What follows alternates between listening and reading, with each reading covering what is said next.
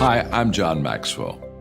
When the top companies in the world are looking for trainers, speakers, and coaches, there's one name that stands above the rest, and that's Maxwell Leadership. Our certified team members have gotten proven results for companies all over the globe, and our reputation, I'm proud to say, is second to none. Some of our members have risen to the top of their profession, including the one you're going to meet today. I proudly introduce you to my friend Bob Fabian Zinka. Welcome to the Leadership and Success Podcast with your host, Coach BZ, where we help you lead with purpose and succeed with impact. If you're ready to grow into the kind of leader others want to follow, this podcast is for you. If you're determined to elevate your success and leave a lasting legacy, this podcast is for you. As my mentor, Dr. John C. Maxwell reminds us, everything rises and falls on leadership. Our goal is simple: to inspire you, challenge you, and equip you with insights that can transform the trajectory of your leadership journey. Welcome aboard to another episode of the Leadership and Success Podcast with Coach B. In a male-dominated industry, and advocating for herself as well, and making sure she's treated at the same level as everybody else. That's really beautiful to see. So if you had one day to live, what would you have liked your final contribution to be? I think it goes back to parenting, that the contribution being that my kids are emotionally intelligent and that are capable of living in a world, without me, or without, like, they're just healthier emotionally and healthy physically. I think that will be my greatest contribution, because it's like, Yes. yeah, there's all the part of all the work and, all that stuff is out there. But when it thinks like it's your last day and then you're like contribution, like great kids that are able to do great things in the world. Wow, that is. Hi, Yadi, Caro here. And the reason I have hair and makeup done is because I was doing an interview for a TV station, a local NBC station, and we were talking about my book, Hardcore Soft Skills, A Guide to Work with Humans. And one of the topics that we discussed was the role of artificial intelligence in the workplace. Should we feel concerned? Should we embrace it fully? And one of the things that I've discussed was the fact that it all depends, because AI is a tool, and of course is taking over a lot of the responsibilities that we do. But in order to really have a great output or a great use of AI, it depends on a human factor. On us to define how we better want to use it, on us to establish those connections first with the people that we serve through our products, to understand what the real users' needs are. And that's what's going to enable us to use AI effectively, instead of just creating copycat solutions that we see everywhere in terms of the graphics or the copy that we see on text. So this is why it's so important that we connect with people, that we understand their needs, that we understand their true pain, and taking that information and taking it back to the office, using AI as a tool to help us make better decisions and help us co-create with them, will certainly create better products. Because if AI is getting better, we need to be better humans as well. Thank you for listening.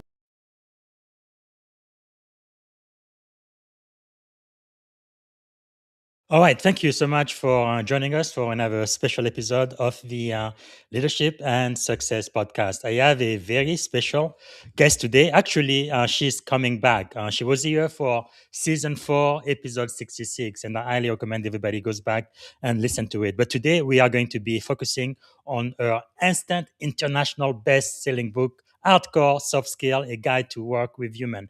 Now, as is our tradition, we like to kind of start the show by being grateful. However, I must tell you, I am not feeling too grateful today with everything that's happening in the world right now, including, my own country. It looks like the U.S. is about to commit some war crime. Now, as you know, I am an information warfare commander in the U.S. Navy. I believe a force for good. I don't think America is a rogue nation that doesn't respect laws or the rights of human or the laws of conflict. I really believe that we are very, very special and we are set apart, right, from the terrorists and from the rogue nations out there. We represent something. We have core values. For example, in the Navy, my core values are honor, courage, and commitment. And that really, really means something. And I've been in the Navy for 21 years, and really the oath I took was not an oath to a man or even to the country, but really to the Constitution of the United States of America.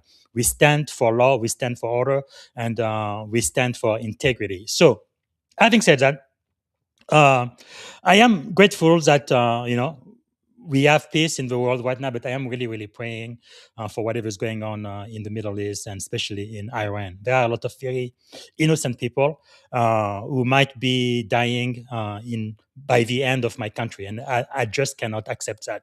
Right? We are not criminals. We are not terrorists. We are not mercenaries. We are the United States of America. So I am praying that whatever checks and balances and controls we have in this nation, everything falls into place, that we do not participate in a genocide. That's not who we are, and I refuse to believe that. All right, so I guess it's not really a thank you, but I guess it is a prayer. I am praying for peace in the world, peace in the Middle East, and I hope you guys can uh, support me in that. All right, so let me see if I can actually properly introduce our guest who has been with us before. And again, I am so very, very proud of her, everything she's been able to accomplish.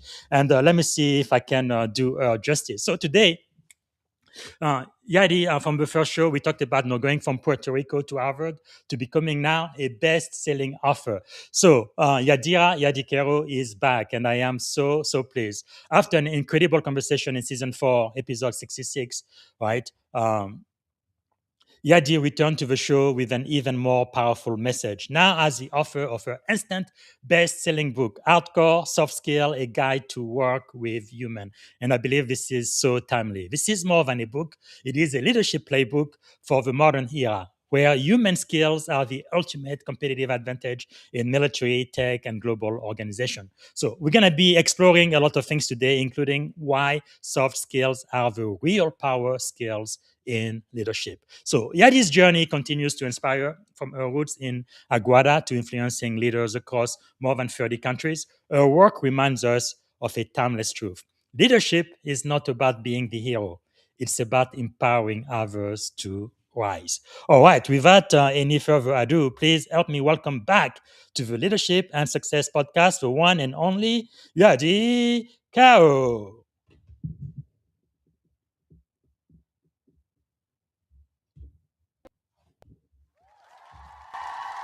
All right. You're so generous. Thank you.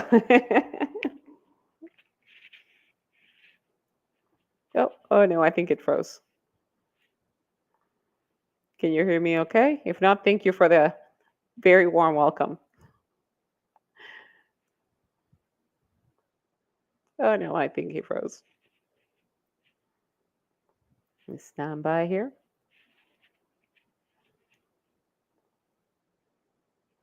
All right. I'll wait for Coach BC to join as we are live on LinkedIn.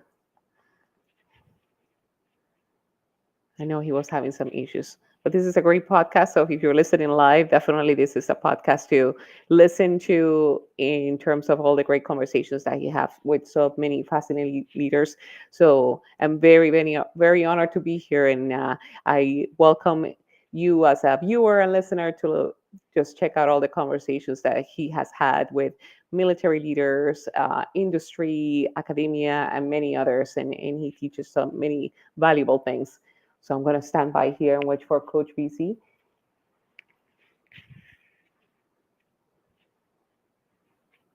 And let me confirm if there are either comments or questions, if we're still airing, of course.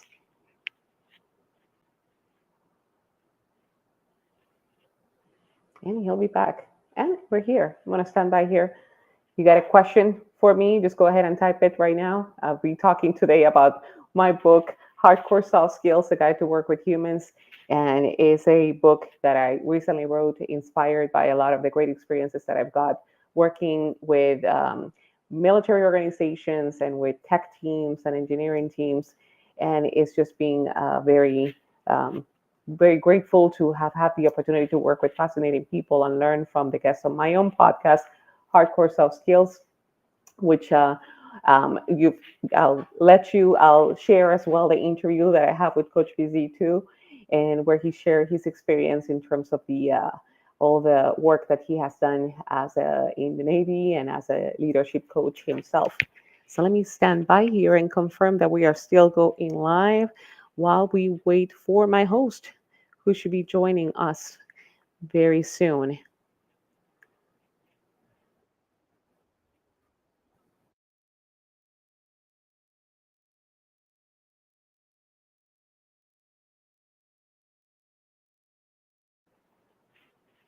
And while I wait here, we're just going to go ahead and continue.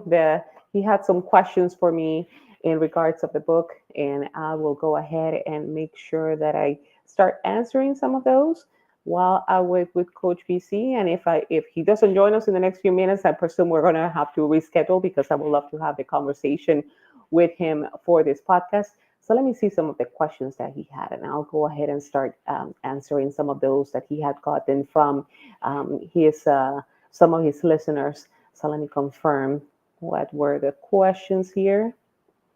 Let me check. And if you are curious on where to get the book, it is available via Amazon as well as Barnes& Noble audiobook version too, which is available in English right now, and I plan to publish an edition in Spanish very soon. So let me go ahead and think maybe having some issues.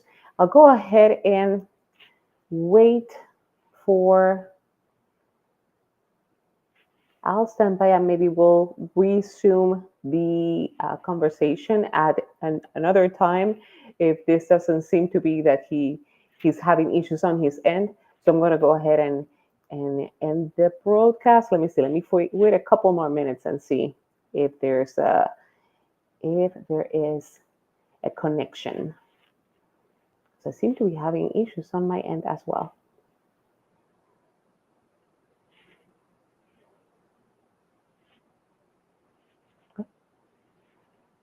Yeah, maybe some issues on my end too. I'm going to end the broadcast right now, and then we'll probably come back for the rebroadcasting of the conversation. Or let me see.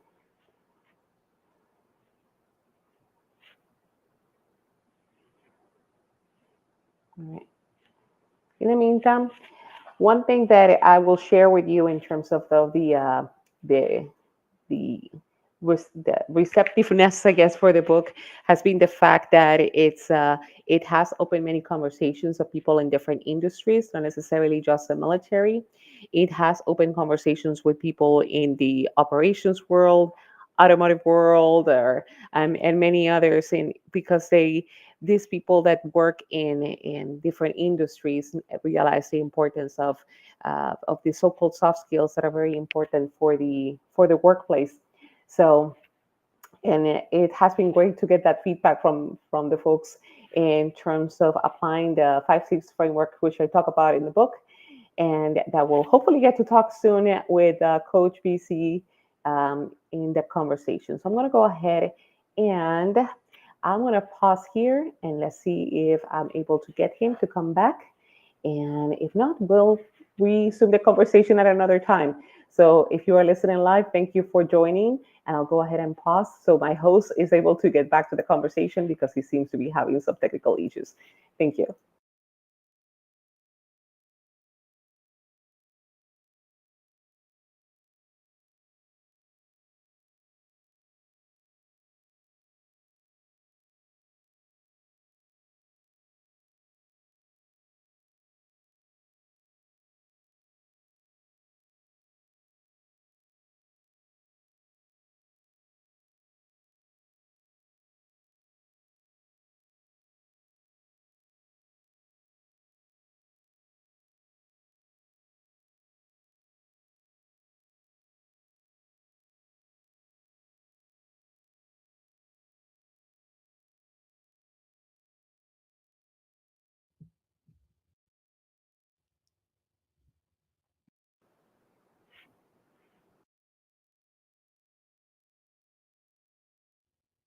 Hey, Yadi, can you hear me now? I can hear Okay, sorry. It looks you. like I lost my internet for whatever reason. There is no way Yeah. that I am going to fix this before I publish it to all of the other Okay. I think it's podcasts. still live. I think we're still Yes, going live. Yes. we are. Thank you so much. I guess I was going to start just anything you are grateful for today.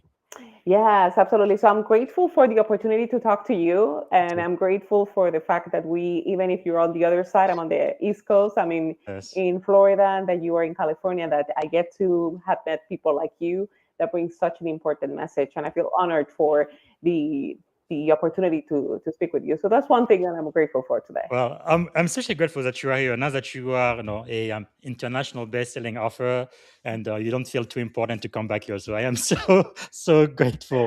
So really, welcome back. So, what inspired you to turn hardcore soft skills into a book? Yeah, so I had a podcast because my exploration with this with soft skills overall as a topic started Mhm. in 2020 during COVID times when I was working with teams of developers and engineers, and I just wanted to learn more about what are those skills that make teams and projects succeed. So I launched a podcast, and you were one of my first guests. So I Yeah. was very happy to learn from you. And I've had many guests who were in the military, academia, famous authors. And as I learned from those interviews, I also learned through my studies in organizational psychology and my own experience working with the teams. So Mhm. based on that, I discovered that there was some sort of like pattern. I started coming up with my own framework, which is the Yes. 5 C's framework for launching teams. And I really wanted since the beginning to be able to capture all that because I really like to share what I learn and Mhm. apply. So that's how I came up with I wanted to launch the book, and I see it as a like the MVP, the minimum viable product for now, Yes. because then I see things like I could have improved on this or applied that. So I really want to plan to have new versions. And based after the book, I've gotten so much feedback and ideas as well that I Yes. really want to include those in future sessions too. That is really something. Hardcore soft skills. That's definitely your brand. So it's your podcast, your YouTube channel, now a best-selling book. We couldn't be prouder. And I guess if you had to summarize the book in one sentence for maybe a new naval officer or Silicon Valley engineer, what would you say? In one word or one sentence, One, yeah. Hmm. one sentence roadmap to master critical skills, because Yes. it's like a roadmap because of the 5 C's framework. So Hmm. I was intentionally giving a lot of exercises to practice with the team. So it's a Yes. roadmap. It's intended to be like, we're not gonna, it doesn't have all the answers. I'm learning myself a whole lot as Yes. I go along. So it's just the framework or roadmap to learn these critical skills that we need. That is so important because I'm sure we mentioned that before. No? In Silicon Valley, where I am, people, I think their IQ is completely off the chart, but we need a lot of work with our soft skills for sure. So, a guide to work with humans. Why is that so important, even when someone is extremely intelligent? What does everybody need to learn how to work with human and develop those soft skills? Yeah, because the way that the intelligent people like the yourself or the people that you work with, we need the ability to create things for others or understand who are our customers, and that just comes through building empathy with the people that we are building products for, or just Mhm. to create even better things and collaborate with people that have other skills that we may not have. So I think it's just a matter of just the ability to learn how to work together effectively is what's going to differentiate who are the smart people who succeed, but then there are the ones who go beyond their capabilities. It's going to be through the soft skills. Well, so we have our first comment from the audience. NJ Robinson says, nice. Yay. Roadmap to learn critical skills we need. So, NJ, let us know where you are joining us from, which city, state, and also if you have a question for Yadi. Thank you so much. Now, like I say, this is your brand, right? Hardcore soft skills. When we first, like, I think it was in 2021 or 2022 Yeah. when I was on your podcast. I think you were living in Germany or somewhere in Europe Yes. at the time. Yeah. Hmm. Yeah, it took us a while to find a good time to record your podcast. But So, sorry, Hmm. I'm just recovering from the flu. But Oh yeah, it's running around. All something going on. yeah, but I always get the vaccine. Sorry, every single year. I never had a problem until 2 weeks ago. But anyway, but one thing that's very special about your tagline, though, you said hardcore. Why do you say hardcore soft skills? Because most people, when we talk about soft skills, hardcore has nothing to do with it. Can you expand on that? Yeah, that's exactly because I was thinking of words for the contrast. Because when we think like we're a hardcore fan or we're like we're gonna be like very hardcore about something, it's Yes. because of that contrast. When I was initially thinking about soft skills, it's like it sounds so nice. It sounds like it's like etiquette or Yes. how to dress properly, and it's way beyond that. You realize that in order to really master these skills, you need to be hardcore about them. You really need to take the time, practice being a good communicator, being able to manage conflict. Building emotional intelligence is so hard. So Mm, this is why I use the concept of hardcore soft skills, because we have to be committed, and we also yes. have to be able to accept that these are not just soft things. These are it's a lot of emotion involved, Mm. and vulnerability involved with them. So we really need to be willing to do those things, to do the work in order to master these critical skills.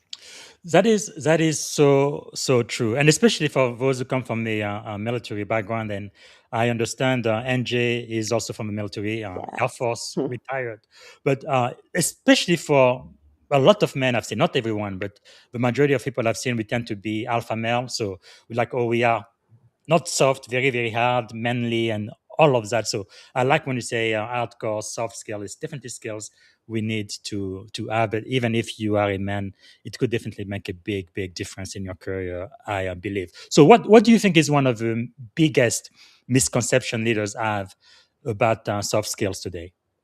I think they presume that it's either nice to have, or also that the fact that people are either have them or don't have them. That Mm, they treat, for example, team members that may join, it's like, yeah, this guy's super smart, but they soft skills, they don't have them, and the realization that, hey, we yes. these are things we all need. These are skills we practice, and a lot of times these are reserved for the C-suite or the Mhm. on the manager side to teach them how to be leaders. But realizing that we as leaders or managers in a team, we these are skills that any of the team members can obtain, and Yes. we tend to relegate that to say like, no, the manager who has the communication skills is going to be in charge of the group, and the rest let them do the work. And it's just so incorrect to think that, because a lot of the best developers or engineers I have worked with, they all have those ingrained skills of empathy, of understanding the users, of critical thinking, that are very important. That is so true. So what do you think might be the cost to an organization when soft skills are completely ignored? The I think of the ignoring that is a high cost, because companies lose a lot of money when they have to hire people, or when they have to waste so much time either managing conflict in the team, or Hmm. either because a team lacked or the organization just lacked the ability to communicate effectively or communicate the big vision. Then they don't get the results they need. And any effort right now, particularly for managing change, adopting technologies, is not just giving people tools of like, Yes. hey, go use AI or do this thing. There needs to be strategy. So it needs to be like the embracing of, hey, this is why it's important to have clear message and make sure that we all communicate effectively, or this Hmm. is why we need to be able to build through exercises adaptability in our team. It's not like would just save companies so much money to do that, and the team members, and having to figure those things out, rehire people. It's just, if Yes. we just spend some time learning the skills, as I try to in the book, just give exercises so we can all practice them, it will just make such a big difference. Wow. So how does organizational psychology shape the way you teach soft skill in the book?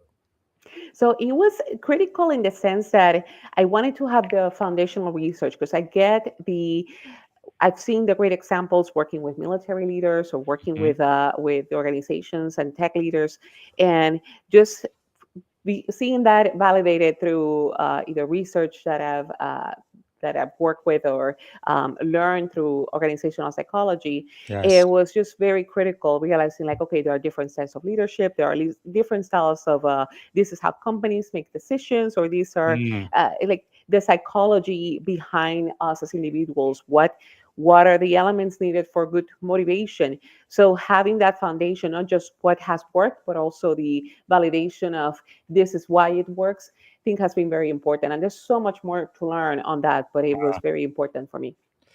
That is really powerful. You mentioned the five C's earlier. Can you maybe walk us through one of the framework or model from the books that leaders can apply?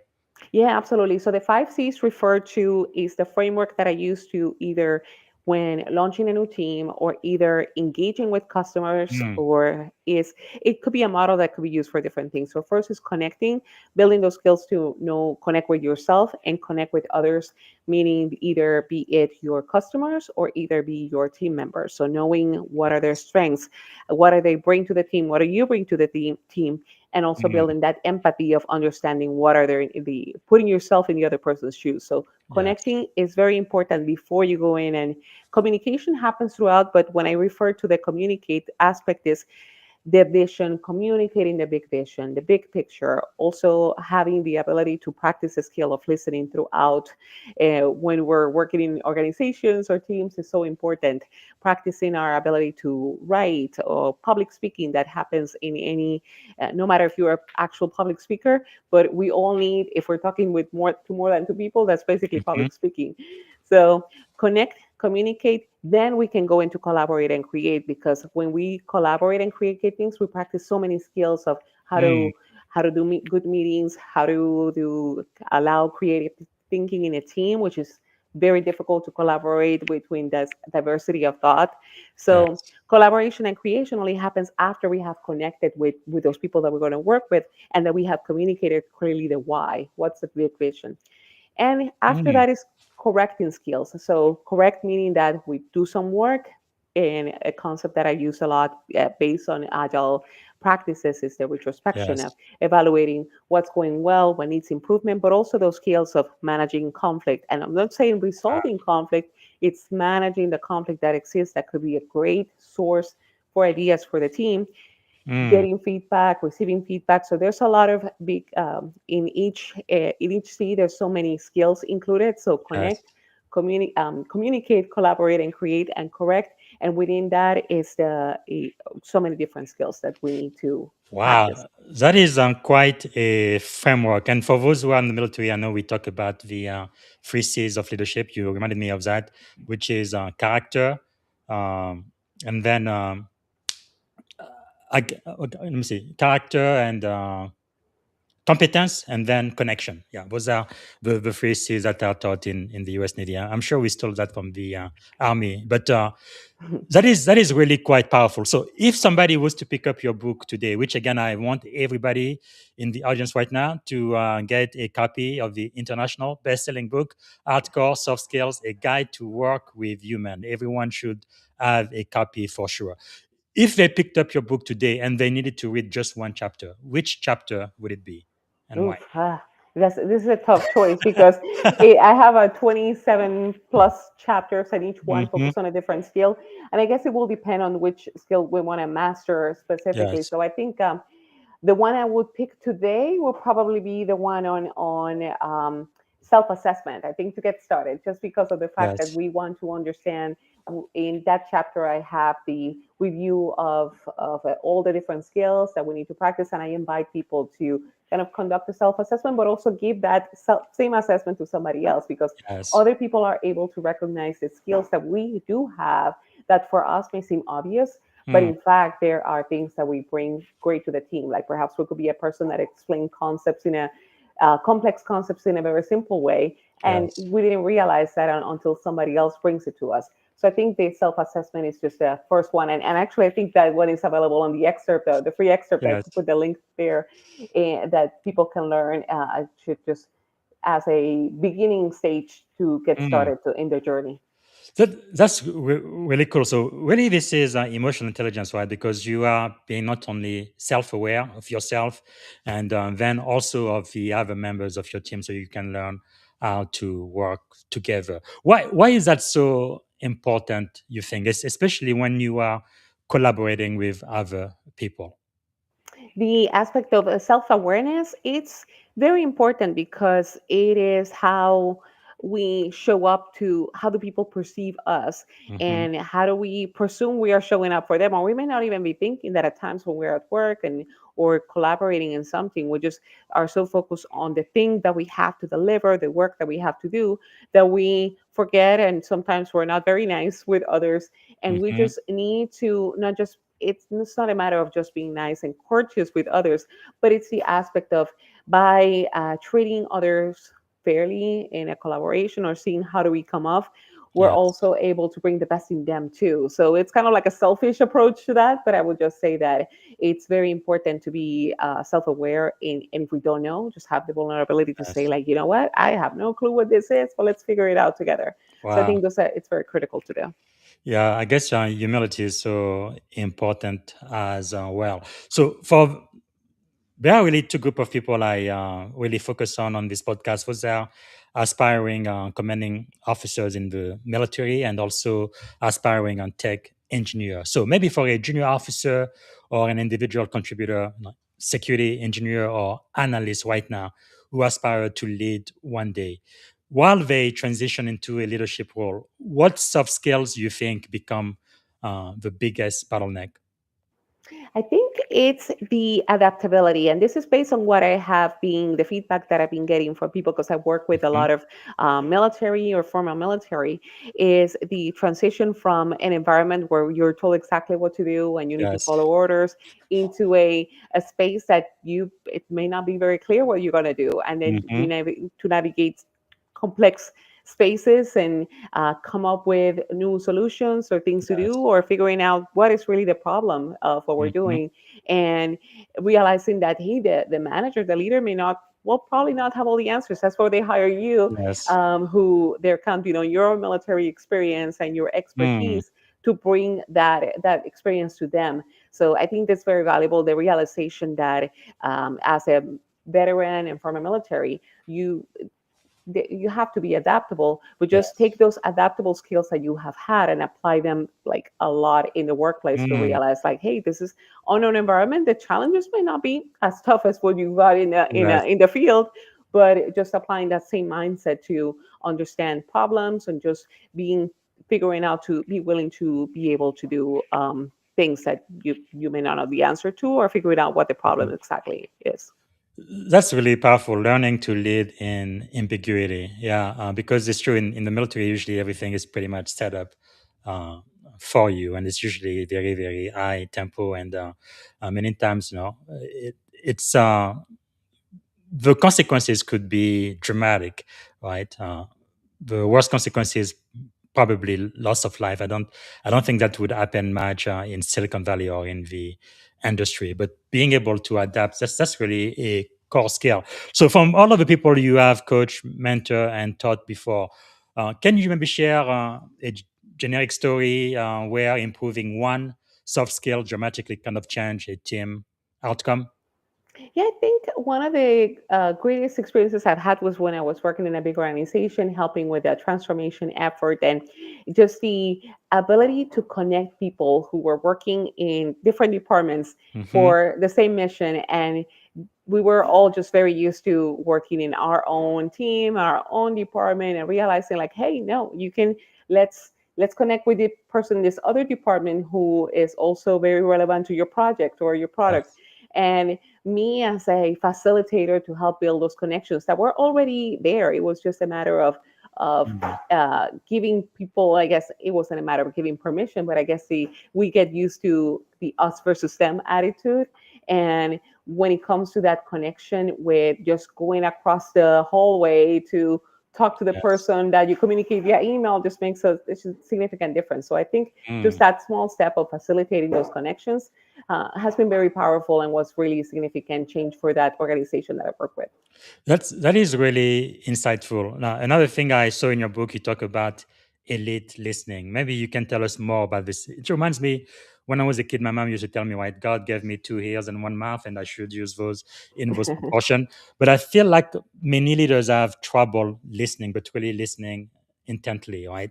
I think it was Steve Covey who said most people they listen to respond, but not to actually understand. So when you talk about elite listening, how does that look in practice? So in practice, it's not easy, particularly if you're in a managerial position that you Uh, feel that you have to give the big speech, the big mhm. inspiring message to a group and motivate people. And a lot of times it looks like from it's a lot of listening, as you mentioned, which is really eliciting those questions to the people, to users, not users, but I guess the team members, but Mhm. eliciting those questions to really ask, what are we doing well? Hey, what do we need to improve in this particular area? And pausing. We are so scared of silence or just sitting in the thought into our thoughts. So it could get a little uncomfortable. But this is why it's so important to have the practice the skill, Mm. because we just tend to feel the void, the silence with speeches or with a lot of communication, Yes. and the best leaders that I have seen are able to really pause and reflect, and it's a skill that's very important to learn.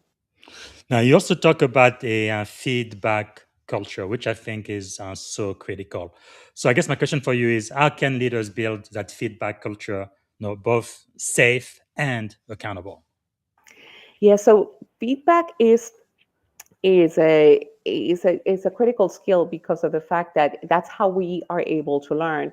But a lot of Mhm. the times, we as managers, and particularly women in an environment, we're afraid to ask for feedback because we think that it's just going to make us, either look weak.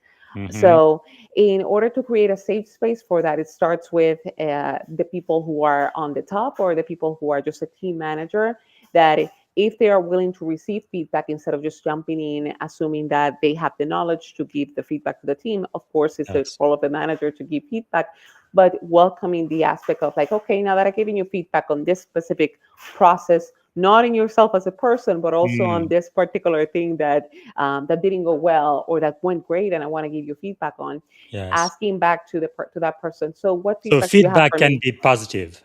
Yeah, absolutely. Exactly. And giving positive feedback, a lot of the times we neglect that so much because it's like, yeah, it's just this is how the way Yes. things are. Well, positive feedback is so important.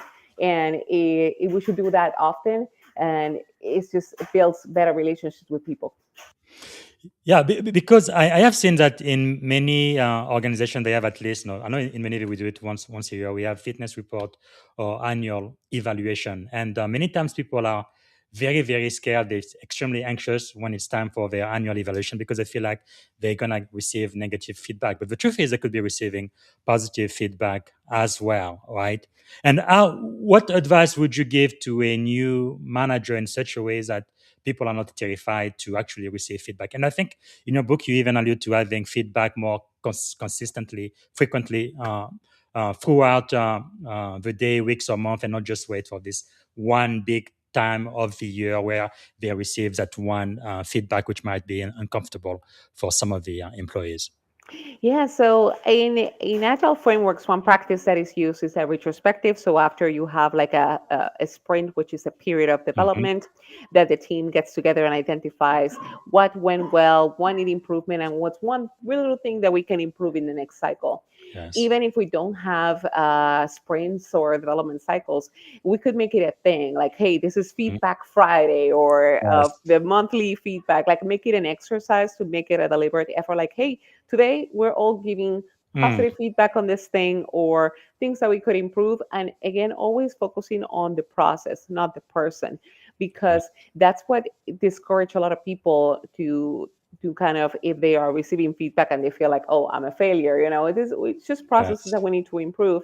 And if we make it a safe space and our way of operation, I think Mm. it becomes easier. But a lot of times we just neglect that and wait for the moment to address the thing or address something, or for Yes. the annual reviews on performance assessments. So Mhm. if we make it as something that we deliberately practice, we encourage that in our culture, no matter if we're in a big organization or a small team. Yes, because the good thing about that too is when that big annual evaluation come, people are not surprised. They know exactly what it is going to look like, and they can be more confident. I really love that. So I also like how you really talk about psychological safety. But now we are human, and I love you say how to work with human because usually we say they are our greatest asset, but many times they are also our greatest challenges at times. How do you turn conflict into productive collaboration instead of personal friction within a team? It's not easy, let me tell you, because a lot of the times the conflict, when we look at it, there could be conflict in terms of just personalities because of the fact that people not getting along. Mm-hmm. And if we look a little deeper, we realize that, hey, maybe because that person thinks that, yeah, that they're not as performing as good as they should be. So that's the key part, that we need to focus, instead of like how we're going to fix this person or fix this particular Yes. conflict, see what the root cause is, to identify, okay, this is Mm, based on a performance on this particular process. So if we have to keep centering it back to the process itself, and a lot of the times, having that thought myself as a manager, it's just very, we tend to jump in to want to fix the issue mm, and intervene. And it's important to kind of take a step back and yes. let facilitate that conversation between the folks that are having the conflict. It's not Mm, easy, and we presume that it's going to be a fight necessarily. But yes. if we frame it in the right way, like, okay, it seems like we're having issues, I'm going to step up, facilitate the conversation, but I'm not going to be coming in to intervene as mediator. Like, if we Mm, try to figure out ways of how can I not be the mediator and just like foster the conversation with the team, it yes. becomes much more productive. It's not easy, of course, because I'm still Yes. kind of practicing that too, but Mm-hmm. it just creates a better environment ultimately. Wow, that is powerful. So, what is one daily habit from your book that every leader should start tomorrow? Daily habit. Let's see. I think the part of the uh, reflecting, but also I'll mention something too about the mentorship, because Mm-hmm. even here, like when we're on LinkedIn or when we're in different environments or even with our peers, seeking the practice of either mentoring somebody on something that they may need, or looking for mentors. And it's not like going in and asking a person, will you be my mentor, as if it was Yes. marriage, but just say like, hey, how can you help me with this? I have, for Mm-hmm. example, if I work in a team of with many project managers, I try to create the opportunity for like, okay, we're all project managers, we're all doing the thing. How can we Yes. learn from each other? Let's set up a learning session that we can all learn good practices from each other. So seeking mentorship and also offering the knowledge that we may have that may benefit other person. I think it's a daily practice that leaders can and should Mm. implement too. Man, that is so insightful. So many success nugget in your books. Let's talk a little bit about growth, discipline, and influence. In the book, you talk about discipline as a driver of success. How does discipline connect to soft skills? So discipline is informal. There's a famous quote I think I mentioned before from Jocko Mm. Willing, which is discipline is freedom, and I Yes. love Jocko Willing, so I think it's because of the Extreme ownership. Yeah. exactly, and I think it's just the ability to, it's habit creation. So being Hmm. disciplined is just a matter of like, we go every day, we brush our teeth morning, evening at least, and we just do it without thinking about it, and we realize like, hey, this is why we have teeth, and we're not, our teeth are not rotting, and we are able Yes. to continue each day and eat the food that we like. So just Hmm. along the same lines, if we establish a good practice, the discipline to either read 10 minutes a day, listen to a podcast like this one, like 20, like weekly, save some episodes when we Yes. go on the road. So, and not only listening, but taking a step that somebody had recommended and implementing that, this is what Yes. really builds us to become a little bit better each day. And a lot of the Mm. times we think along the lines of like, if I take this big course, invest so much money, it starts with just little small steps every day that we take, because that's what really makes a difference, and it seems Yes. less overwhelming, and it's those are small steps. Just when we think of discipline, we think it is as something extreme, but discipline is something we do every day, just like we brush our teeth. That's true. Wow. Never thought of it that way. Now, there's another thing people who read your book, they may ask, how do leaders balance authenticity and vulnerability versus influence? Yeah, that it's also not an easy thing to do, especially when it comes to, for example, myself as a female working in heavy military environments, that we have to be, let's just say, cautious in terms of how we show, how much of ourselves we want to show in an Mhm. environment. We do have to show like certain power, certain attitude in the workplace to make sure that we feel respected Yes. and that we are respecting others as well. So I think the authenticity, it might come more from the aspect of like how true to our values we Mm. are abiding to. I think there's more the authenticity. Like, let's say if I want to, from the extreme of I just dress as I want and I'm being authentic. Like, no, this Yes. it's not about that. It's more about the how true to our values we are and how true Mm. to what we think it's important, and how do we show that at work every day and not compromise those values. That's really powerful because I think people need to know what their own core values are, but also making sure it's aligned to the core values of whatever organization they work for. And yeah, being a person of integrity, that really makes all the difference, doesn't it? Now, I did play a short clip of you after one of your interview. You talked about artificial intelligence. So we are definitely living in the era of AI now, the age of artificial intelligence. So in today's AI-driven world, why do you think human skills matter even more than before? Yeah, and the more I see and read about it, the more it's reaffirming that the fact that human skills are going to be so critical, because those all the skills that all the capabilities that artificial intelligence gives us is the Mhm. ability to automate a lot of the work that can be automated, process Yes. driven work. And even then, the when I see more reports, like recently I was reading an article about that the highest paid developers in Spotify right now are the ones that they don't even code. They just Hmm. guide the AI to do the work for them, but they have the skill of like a director of the orchestra, let's say, that Hmm. they are able to first identify what is creative thinking, what are the right questions to ask, what are the right Yes. prompts to give. So that part that cannot be Hmm. quite automated yet, which is like thinking, empathizing with the people that are having the issue, problems. Yes. How do we design the products that abide to satisfy those audiences or those customers? And then having that thinking creatively, because the output that AI will provide a lot of the times can be great, but a lot of the times it just needs a lot of creative thinking and a lot of the Yes. that ensuring that we are connected with our human side, because it's uncertain. It, it is not automated yet. So this is why every world job report and that we see right now, they provide the need for creative thinking, Hmm. communication, building stronger relationships with the people that we serve as the Yes. skills that we need today. Wow, really powerful. Okay, here comes a $1 million question.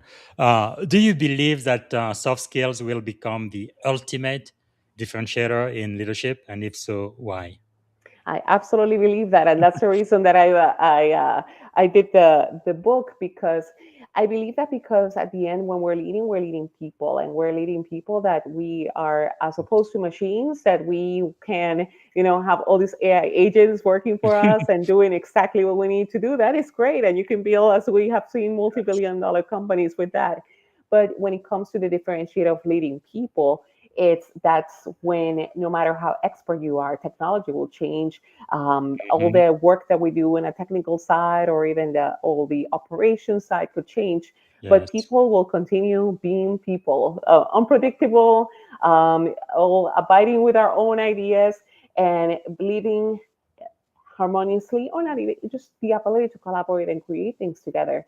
Yes. That's when we need the skills. It's not easy, but that deliberate practice is what we need.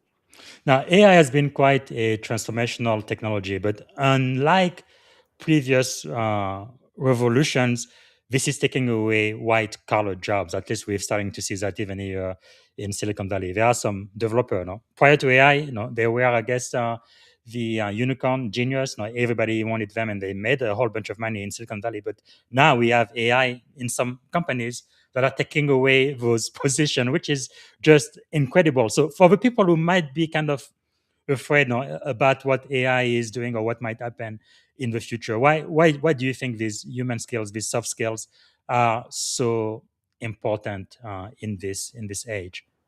Yeah, particularly for people that whose jobs are either changing, shifting, being reduced. Mm-hmm. Having those skills are important, meaning the empathizing, communicating, because they are able to allow us to identify problems. When we identify problems, then we are able to find a market for solutions that we want to develop, identify what are the Yes. needs. Because ultimately, when we are we're looking for work or looking or having a new company, we are trying Yes. to serve a need out there, and the way that we're going to find what needs need to be met and how what's going to be the next type of jobs, we need to be able to communicate Mm, what we not just listening to others to kind of hear what's going on, but also yes. the communicating what's the value that we bring to an organization or to a new Mm, team. So there are hard skills, of course, are very valuable, but the people that are going to thrive in the market are going to be those that are able to take that and package it nicely and take it yes. to any industry and apply it. So powerful. Okay, we have about a dozen minutes left. For people who are going to read this book for the first time, what do you want your readers to either learn or become after they read this book? I think it's a I want people to take away practical insights in realizing that learning the skills is not just something that is reserved for if you Mm, want to go and like in a CEO job. It's just practical for anybody who is a team member, and yes. also the aspect that these exercises that I write about in the book, they're meant to be done as a team. So learning individually is great if we're in an organization, but it's so much more powerful, as research Mm, has shown, to have that shared experience of learning as a team. So we can bring the book and show it to your team members and practice, like, hey, let's practice this retrospective that mhm, is recommended in this book. Let's try it out and see how it goes. And yes. that people could experiment with the exercises that I provide there, and just to see the difference, or the meeting Mm, management ideas that I give in the book. So it's embracing that willingness to, like, let's practice this today. Let's see what could happen, and then they could yes. come up with their own ideas too. I think there's so much potential to really bring a lot of change in the workplace. I'm so proud of you and all of the work you have done. And I think if your book could change one thing about workplace culture globally, what would it be? I think it will be normalizing the education on the soft skills, because again, we Yes. leave it to the either go take a course or let's give these leadership training Hmm. to new managers only. But when it comes to normalizing, like, hey, we're teaching how to do AI prompts. Let's take Yes. a little course here on or facilitate a session on conflict management. That will Yes. save the team so much time. So normalizing those things and recognizing, like, you know what? Yeah, we need a conflict management workshop, or hey, we need a Mm, negotiation little class here. So I think it's normalizing soft skills education. That is my biggest aim with this book. really, really powerful. I'm really, really glad of all of your successes. And I'm assuming with all of the feedback and testimonial you're receiving, are you working on book number two? Oh yeah.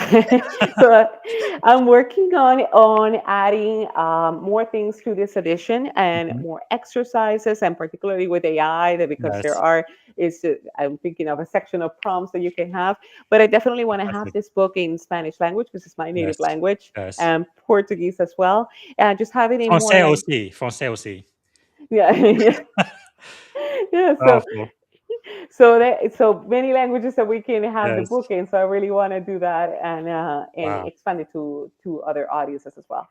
I can't believe this. I'm talking to the international best-selling author of You're art. too you're That's too really kind. wonderful. Wonderful. Wonderful. All right. So we are almost out of time. But if you had to leave my audience with one hardcore soft skills they really must master to succeed in leadership, what would it be and why? So many, again, just having to choose.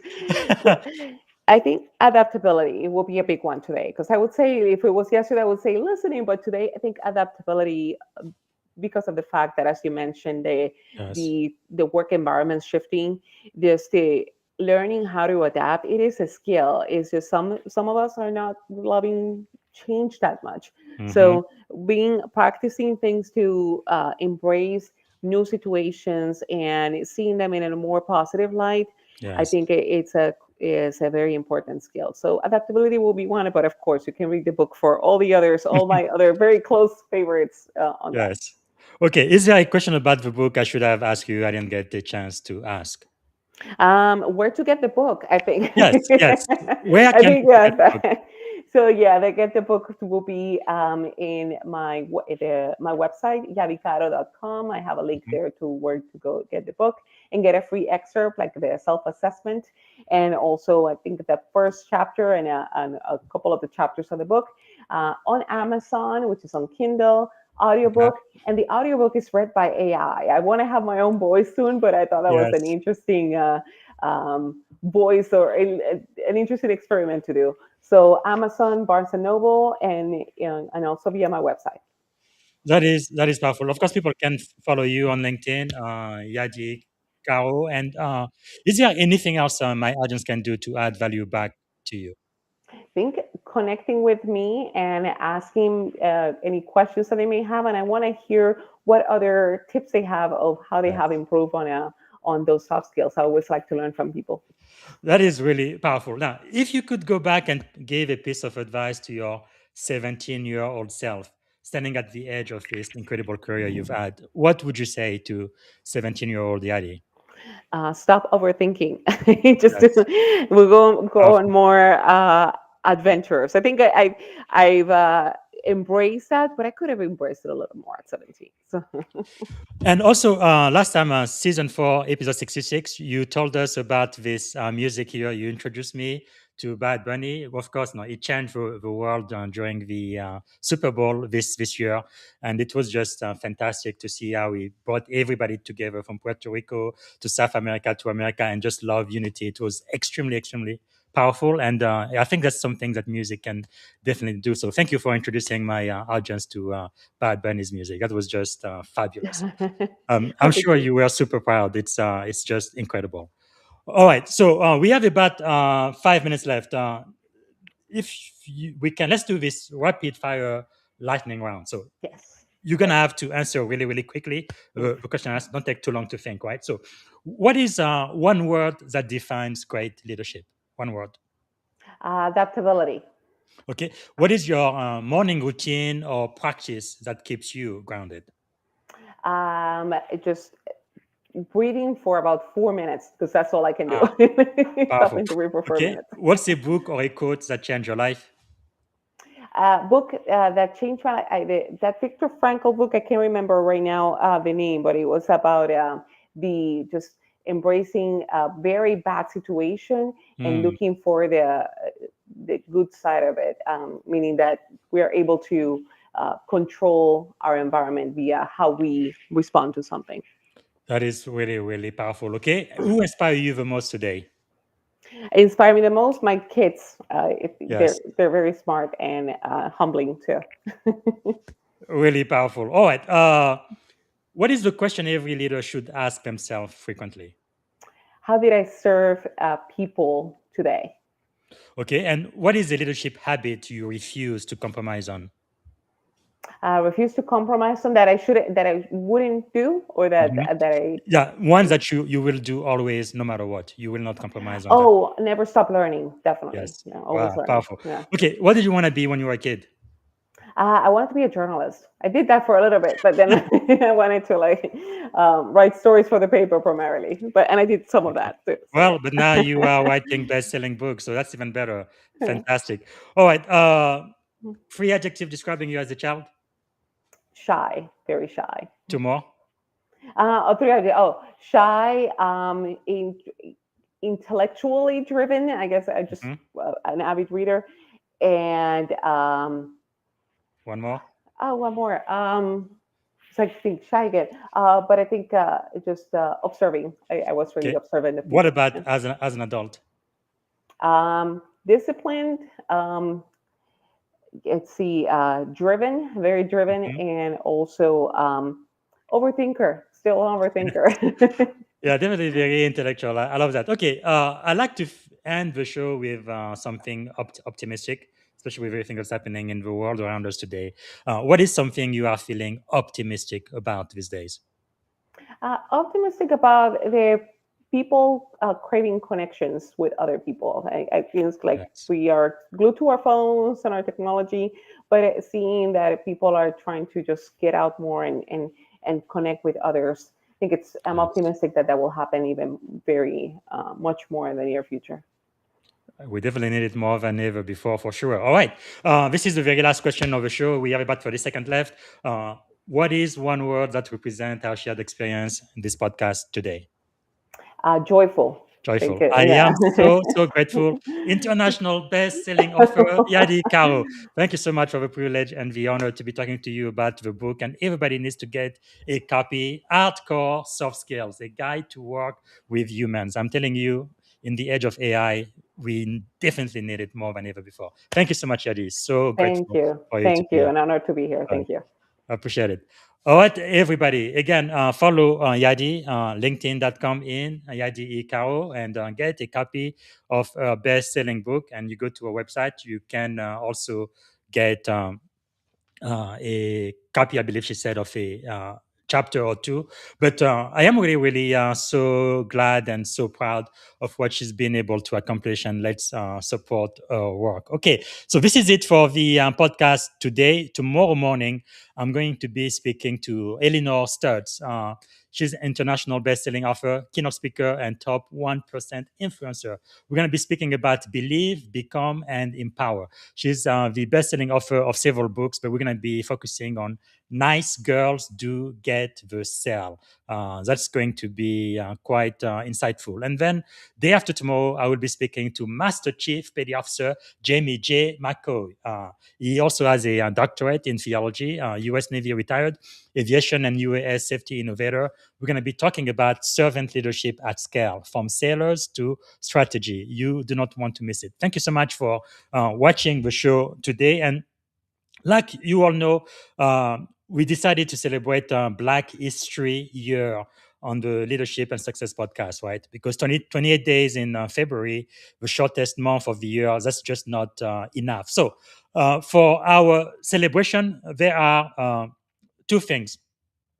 One is today, right, April the 7th. And I think the date I was able to find in Black history, it happened in Mississippi on April the 7th. Okay, a decision was announced that would begin to reshape the future of the United States Navy, but not without resistance, delay, and hard truth. But basically, the Secretary of the Navy on April the 7th, 1942, um, his name was Frank Knox. He declares that African American would be allowed to enlist in general service beyond the restrictive messman branch, effective June 1, 1942. So that's when America finally decided that Black people were good enough to join the US Navy. So without that, I wouldn't be able to be a senior officer in the most powerful Navy in the world. And to celebrate that, I'm going to play a short video on our way out about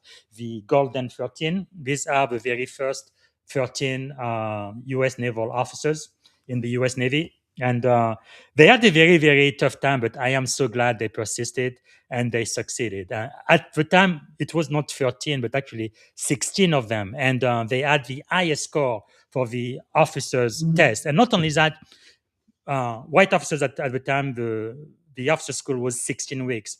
They were forced to do it in 8 weeks only. Basically, they were set up to fail. But in spite of that, they did so well. They had the highest score, and all of them passed. But still, they felt like, well, we cannot make 100% officers, from these black Negroes, I think is what they used to call them back there, because that would be against their white supremacist belief. Because if white people can only pass 80% of the time, we cannot have this black pass 100%. So they decided that three people among the 16 of them would not become officer, even though they passed all of the tests.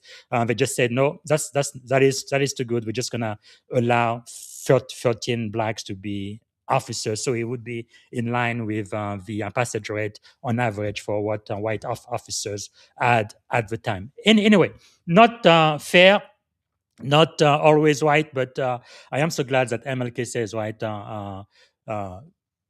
What is the quote I really love that about the the arc of justice, right? It is long, but eventually, right, justice will come your way. It says the arc of a moral universe is long, but it bends toward justice. And I think eventually that's exactly what happened. So let's celebrate Black History Year with a short clip about the Golden 13 and celebrating the fact that eventually the Navy allowed Black people to join again. That directly affects me because if that wasn't the case, I wouldn't be an information warfare commander in the most powerful Navy in the world today. So I'm so grateful for that. We have their inspiring story in Heroes Among Us, presented by Navy Federal Credit Union. In 1944, there were nearly 100,000 black sailors in the United States Navy, none of which were officers. That would change when a group of 16 African American enlisted men assembled at the Recruit Training Center in Illinois in hopes of becoming United States naval officers. Officer training school for the United States Navy was 16 weeks. However, that was not the case for the Golden 13. They were given only 8 weeks to accomplish the same achievement as their white counterparts, a move many believe was an attempt to ensure their failure. With the odds stacked against them, these 16 men band together to support one another, placing blankets over their windows at night and studying with flashlights. You know, to think of the Golden 13 and, you know, pulling back the blinds so that no one would know that they're still up studying. That's, you know, the peer pressure of that. Guys, we have to do this to show the military, to show the U.S. Navy that we have what it takes to be pilots in the Navy. And that's that glue, that bond that I think that makes our military so powerful. When the course was over, all 16 passed their exams. In fact, their scores were so remarkable that some in Washington were certain that the men had cheated. When the group was forced to retake certain exams, they scored even higher, with a cumulative average totaling 3.8 out of 4. At the time, this was the highest score of any candidate in naval history. You overcome adversity by teamwork. First off, these gentlemen were highly educated. They were just about the cream of the crop. So they were well educated and capable of doing what the Navy wanted them to do. But because of the instilled, ingrained racism, like you said, they made them test twice. But the perseverance and the teamwork, the excellent story. Despite the fact all 16 men passed the Navy's requirements, the service elected to only commission 13 of the men, earning them the nickname the Golden 13.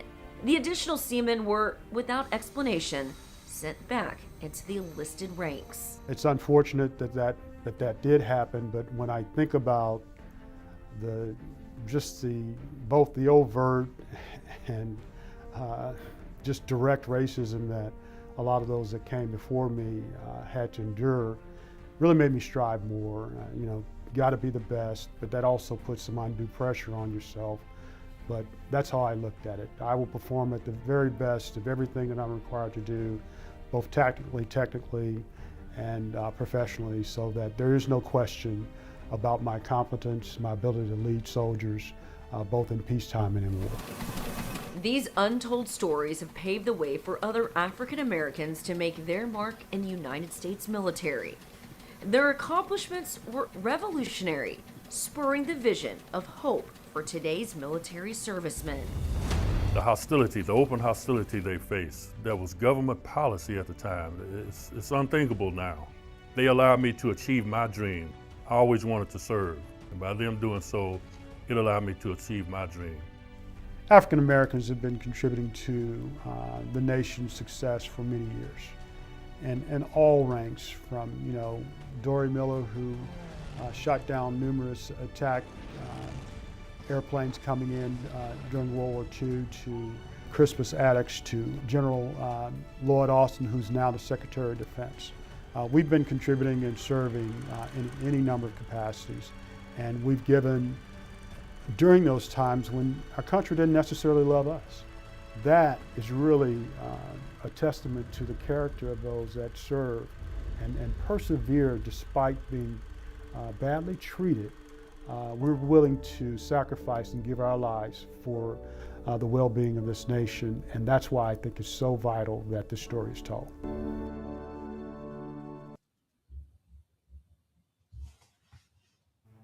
Thank you for tuning in to the Leadership and Success Podcast with your host, Coach BZ. If today's episode added value to your leadership journey, be sure to subscribe, share, and join us again for more wisdom nuggets on how to lead better and achieve greater success. Remember, leadership is the most critical skill of our time. The world will always need leaders to inspire others, drive innovation, and execute meaningful strategy. So why not count yourself among the bold leaders shaping the 21st century?